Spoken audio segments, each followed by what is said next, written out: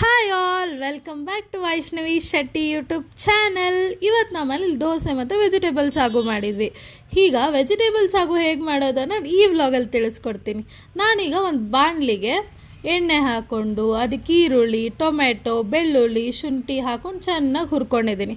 ಅದಕ್ಕೆ ನಾನು ಹುರ್ಗಡ್ಲೆ, ಜೀರಿಗೆ, ತೆಂಗಿನಕಾಯಿ ಪುಡಿ, ಗಸಗಸೆ, ಧನಿಯಾ ಪುಡಿ, ಅಚ್ಕಾರದ ಪುಡಿ, ಗರಂ ಮಸಾಲ ಮತ್ತು ಅರಿಶಿನ ಪುಡಿ ಹಾಕ್ಕೊಂಡು ಈ ಥರ ರುಬ್ಬಿಟ್ಕೊತೀನಿ. ಆಮೇಲೆ ಒಂದು ಕುಕ್ಕರ್ ತೊಗೋತೀನಿ.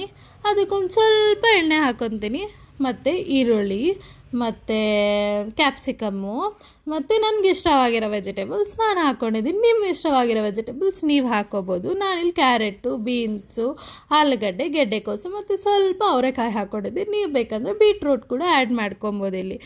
ಆ್ಯಂಡ್ ನಾನು ಆವಾಗಲೇ ರುಬ್ಬಿಟ್ಕೊಂಡಿರೋ ಅಂಥ ಪೇಸ್ಟ್ನ ಹಾಕಿ ಒಂಚೂರು ನೀರು ಹಾಕಿ ಕಲಸಿ ಅದಕ್ಕೆ ಉಪ್ಪು ಹಾಕ್ಕೋತಾ ಇದ್ದೀನಿ. ಆಮೇಲೆ ನೀವು ಈ ಕುಕ್ಕರ್ ಮುಚ್ಚಳ ಮುಚ್ಚಿ ಒಂದು ಕೂಗಿಸಿ. ಇದನ್ನು ನೀವು ದೋಸೆ, ಇಡ್ಲಿ, ಪೂರಿ ಯಾವುದ್ರ ಜೊತೆ ಆದರೂ ತಿನ್ಬೋದು. ನಾನಿಲ್ಲಿ ದೋಸೆ ಮಾಡ್ಕೊಂಡಿದ್ದೆ. ಈಗ ನಮ್ಮ ಸಾಗು ರೆಡಿ ಆಗಿದೆ. ಸೊ ಇವಾಗ ಗೊತ್ತಾಯ್ತಾ ಸಾಗು ಹೇಗೆ ಮಾಡೋದಂತ. ಸೊ ನಿಮ್ಮ ಮನೇಲಿ ನೀವು ಟ್ರೈ ಮಾಡ್ತೀರಾ ಅಲ್ವಾ? ಹಾಗೆ ಈ ವ್ಲಾಗ್ನ ಲೈಕ್ ಮಾಡಿ, ಶೇರ್ ಮಾಡಿ, ನನ್ನ ಯೂಟ್ಯೂಬ್ ಚಾನಲ್ನ ಸಬ್ಸ್ಕ್ರೈಬ್ ಮಾಡಿ.